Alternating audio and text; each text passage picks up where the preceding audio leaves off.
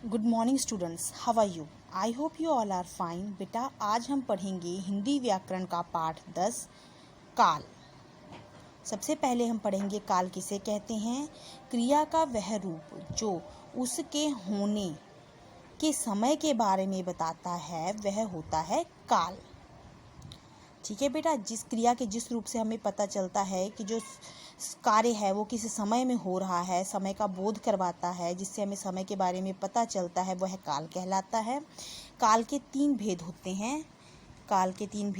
पहला भेद होता है भूतकाल, वर्तमान काल और भविष्य काल। ठीक है, सबसे पहले हम बेटा पढ़ेंगे भूतकाल के बारे में।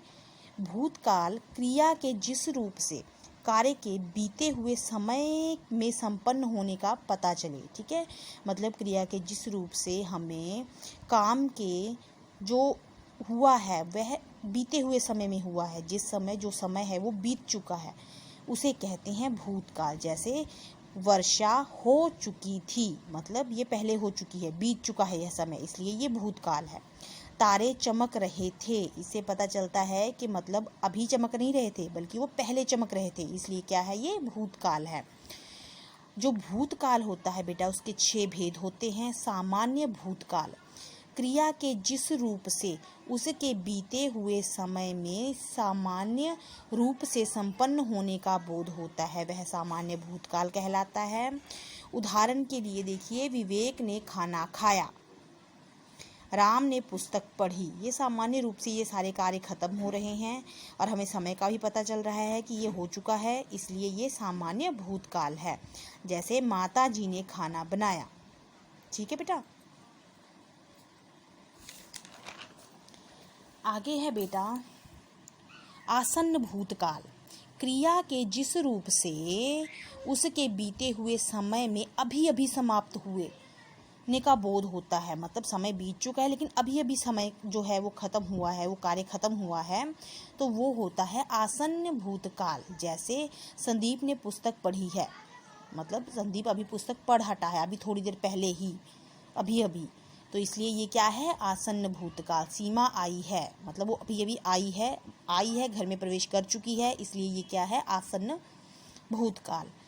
पूर्ण भूतकाल क्रिया के जिस रूप से कार्य के बीते हुए समय में कुछ समय पहले समाप्त होने का, जैसे अभी भी समाप्त हुआ था और ये कुछ समय पहले समाप्त हुआ था, इसलिए इसे कहते हैं पूर्ण भूतकाल। दीपक खाना खा चुका था, बच्चे खेलने जा चुके थे। ठीक है, मतलब थोड़ी देर पहले जा चुके थे, इसलिए ये है पूर्ण भूतकाल। अपूर्ण भूतकाल क्रिया के जिस रूप से उसके भूतकाल में जारी होने का बोध हो, उसे कहते हैं अपूर्ण भूतकाल। जैसे गाड़ी जा रही थी, मतलब वो खत्म नहीं हुआ, जा रही थी, वो चल रही थी उस टाइम पे, तो इसलिए ये है अपूर्ण भूतकाल। गायक गीत गा रहे थे, ठीक है, वो कंटिन्यूसली गा रहे थे, इसलिए ये क्या हो गया, अपूर्ण भूतकाल।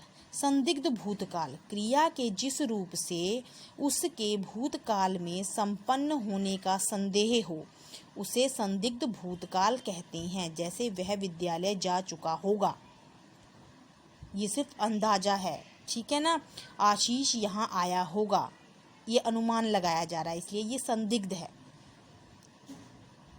आगे है हेतु मद भूतकाल क्रिया के जिस रूप से भूतकाल में एक क्रिया का दूसरी क्रिया के साथ होने या ना होने का पर निर्भर करता है, उसे कहते हेतु मद भूतकाल। जैसे है, यदि तुम पढ़ते तो पास हो जाते, मतलब इस वाक्य के अनुसार बेटा यदि आप पहले पढ़ लेते तो आप पास हो जाते। आम पर बोर आता तो फल लगते। ठीक है, तो ये है बेटा हेतु मद भूतकाल। अब देखिए बेटा तीसरा काल का तीसरा रूप है वर्तमान काल। वर्तमान काल होता है बेटा जिसे आप कहते हो प्रेजेंट टेंस, ठीक है ना, जो अभी चल रहा है। क्रिया के जिस रूप से कार्य के वर्तमान समय में संपन्न होने का बोध होता है वो वर्तमान काल कहलाता है। जैसे माता जी खाना बना रही हैं, अभी वो इस टाइम बना रही हैं प्रेजेंट में, ठीक है, वर्तमान समय में, तो वो हो गया वर्तमान भूतकाल। शीला कविता याद कर रही है, ठीक है, करती है, अभी करती है। तो क्या है ये? वर्तमान काल। वर्तमान काल के 3 भेद होते हैं। जिस तरह भूतकाल के 6 भेद होते हैं, उसी तरह वर्तमान काल के आगे 3 भेद होते हैं। सामान्य वर्तमान काल, क्रिया के जिस रूप से कार्य के वर्तमान समय में सामान्य रूप से संपन्न होने का बोध होता है वो सामान्य भूतकाल कहलाता है। जैसे राजेश हंसता है, राजकुमार खेलता है, ये सामान्य रूप से संपन्न हो रहे कार्य हैं लेकिन वर्तमान में है, इसलिए ये सामान्य वर्तमान काल है। आगे है बेटा दूसरा संदिग्ध वर्तमान काल। संदिग्ध, क्रिया के जिस रूप से कार्य में वर्तमान समय में होने में संदेह हो उसे संदिग्ध भूतकाल कहते हैं। जैसे पिताजी घर आते होंगे, ठीक है बेटा, ये अंदाजा लगाया जा रहा है लेकिन वर्तमान समय में लगाया जा रहा है, इसलिए ये संदिग्ध वर्तमान काल है। बच्चा रोता होगा, ठीक है। आगे है अपूर्ण वर्तमान काल, क्रिया के जिस रूप से उसके वर्तमान समय में समाप्ति का बोध होता है उसे अपूर्ण वर्तमान काल कहते हैं। जैसे प्रिया पुस्तक पढ़ रही है, हर्ष खेल रहा है, ठीक है। आगे है भविष्य काल। भविष्य मतलब आने वाला कल।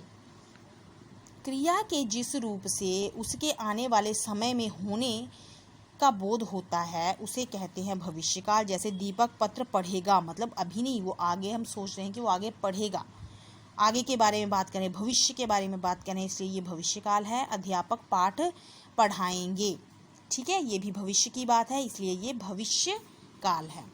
भविष्य काल के 3 भेद होते हैं। सामान्य भविष्यत काल, जिस क्रिया के द्वारा यह ज्ञात होता है कि कार्य आने वाले समय में सामान्य रूप से पूरा होगा उसे कहते हैं सामान्य भविष्य काल। जैसे मैं खेलने जाऊंगा, राम पुस्तक पढ़ेगा या पढ़ेगी रमा, ठीक है ना।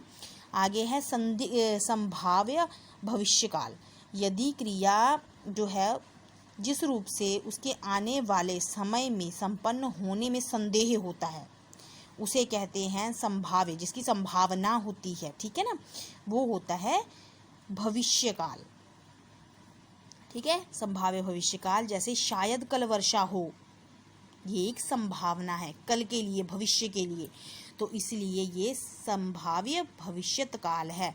शायद वह क्रिकेट खेले, ये भी बेटा संभावना है, तो इसलिए ये क्या है?